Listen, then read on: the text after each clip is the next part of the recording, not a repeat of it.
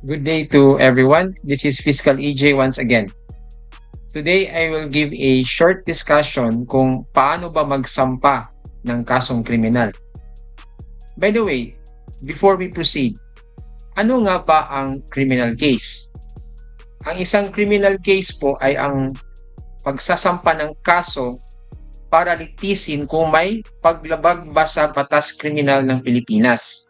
Particularly ang Revised Penal Code at ang mga special penal laws na ipinasa ng ating Kongreso. Ang magiging parusa po pag napatunayang guilty ang taong sinampahan ng criminal case ay pagkakulong. In English, it means imprisonment o ang pagbayad ng multa.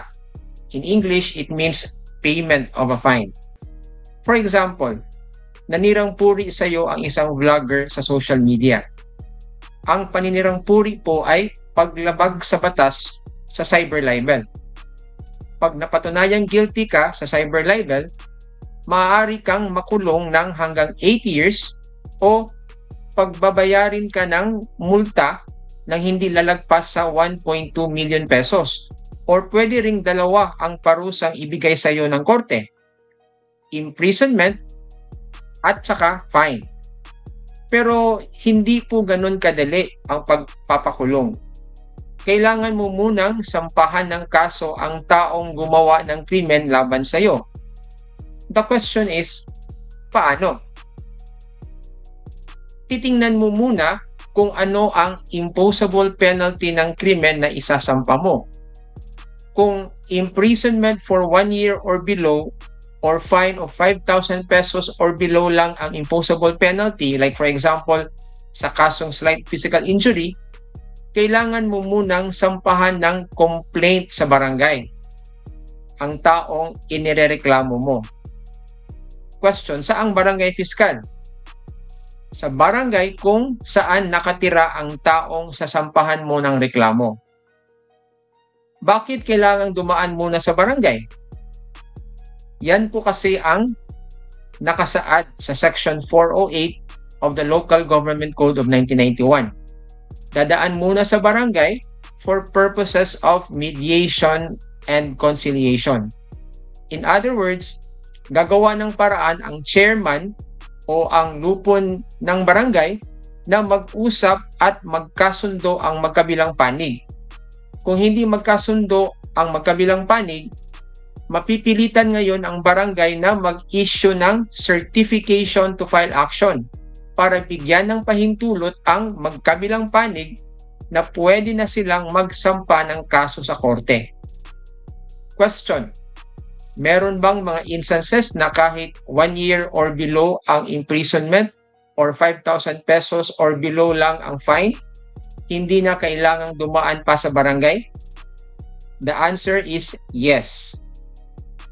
Kung nakatira sa magkaibang munisipyo o syudad ang magkabilang panig, hindi na po kailangan pang idaan sa barangay ang reklamo. For example, si Pedro ang nagrereklamo ay nakatira sa Quezon City. Tapos si Juan ang nirereklamo ay nakatira naman sa Makati City. In such a case, no need na ho na mag-file pa si Pedro ng reklamo sa barangay laban kay Juan dahil sila po ay nakatira sa magkaibang syudad. And of course, kung more than 1 year imprisonment or more than 5,000 pesos ang imposable fine, like for example, cyber libel, hindi na po kailangan pang dumaan pa sa barangay. So what's the next step, Fiskal?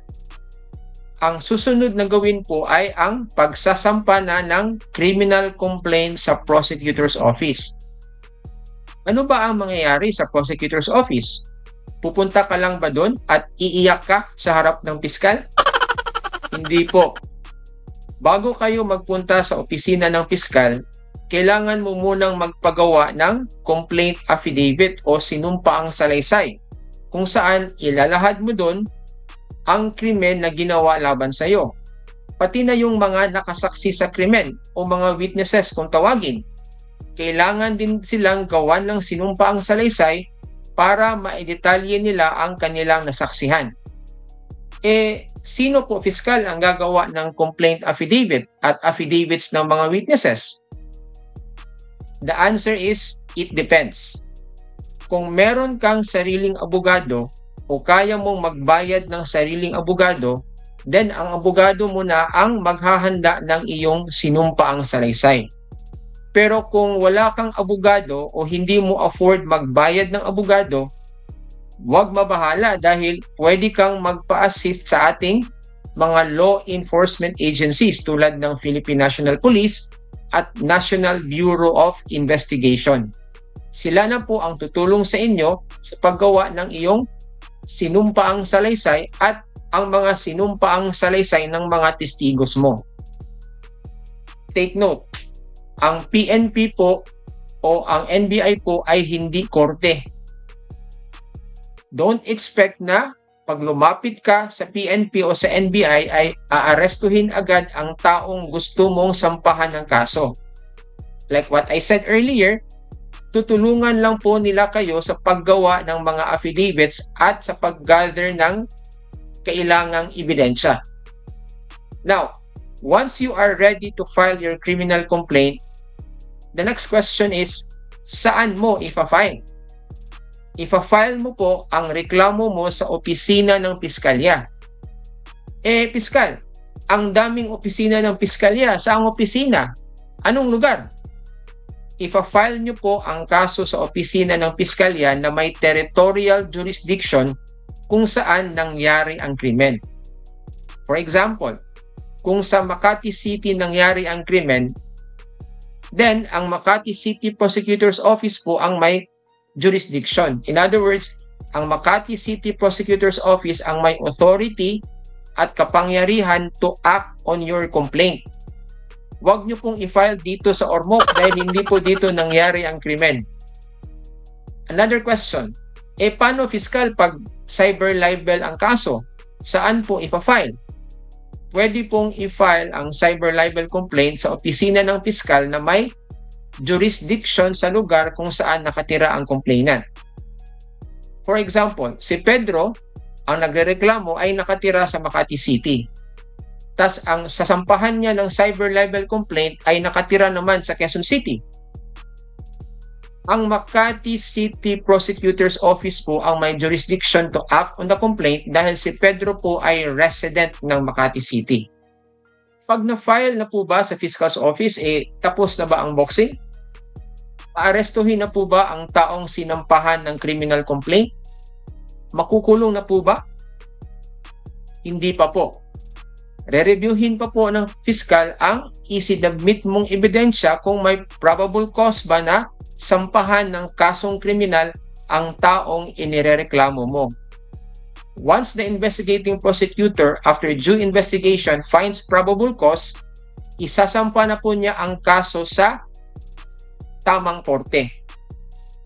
Pero kung sa tingin naman ng piskal, walang probable cause ang ebidensyang inilatag mo, i-dismiss po ng piskal ang reklamo mo at iyak na lang kayo sa GEDLI. No, hindi po. Biro lang. May mga remedies pa po na pwede nyong gawin para ma-reverse ang resolution ng piskal. But hindi ko na i-discuss dito ang mga remedies dahil diniscuss ko na yan sa mga previous videos ko. I will just pin the link of that video in the comment section for your better understanding. Ano na po ang mangyayari pag nasa korte na ang kaso? Re-reviewin po ng judge kung may probable cause ba, this time whether or not meron bang probable cause to issue a warrant of arrest, and also whether or not kung dapat bang ipagpatuloy ang kaso. Now, kung sa tingin ng huwes, walang probable cause ang kaso na isinampa ng piskal, pwede pong i-dismiss ng judge outright ang kaso.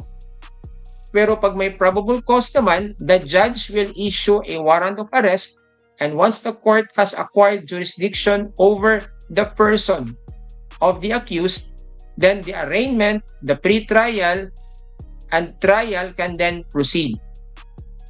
So yan po ang bird's eye view, no, kung paano magsampa ng kasong kriminal dito sa Pilipinas.